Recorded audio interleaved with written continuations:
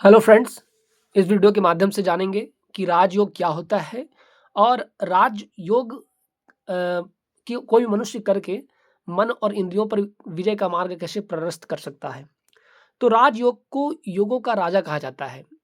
योग का अर्थ होता है, जैसे कि पहले बता चुके हैं कि योग का अर्थ होता है ईश्वर से जुड़ना, ईश्वर को प्राप्त करना।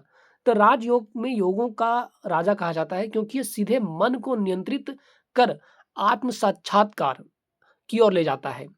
इस व्यवस्थित वर्णित वर्णन महर्षि पतंजलि ने योग सूत्र में किया था कि राजयोग क्या है। तो राजयोग का अर्थ है मन की चंचल वृत्तियों को रोककर आत्मा का अनुभव करना। मन की चंचल वृत्तियों को रोककर आत्मा का अनुभव करना।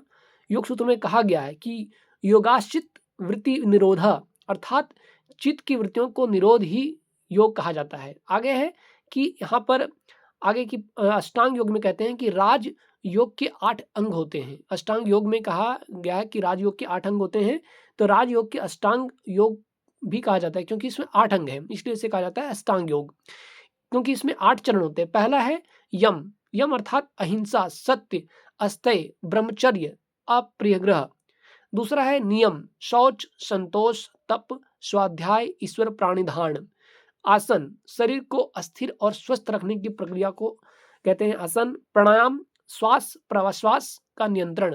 प्रत्याहार, प्रत्याहार का मतलब होता है इंद्रियों को भीतर की ओर मोड़ना। धारणा का मतलब होता है एकाग्रता। ध्यान मतलब निरंतर एकाग्र चिंतन। समाधि का अर्थ होता है पूर्ण आत्मलीन अवस्था।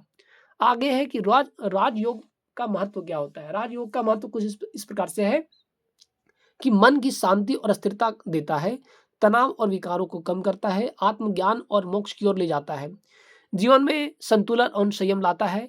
निष्कर्ष यह है कि राजयोग बाहरी जगत से हटकर भीतर की यात्रा है। जब मन नियंत्रित हो जाता है तब व्यक्ति अपने वास्तविक स्वरूप आत्मा को जान लेता है। यही आत्म साक्षात्कार का मार्ग है। तो इस प्रकार से हम इस वीडियो में जाने कि राजयोग क्या होता है। धन्यवाद दोस्तों।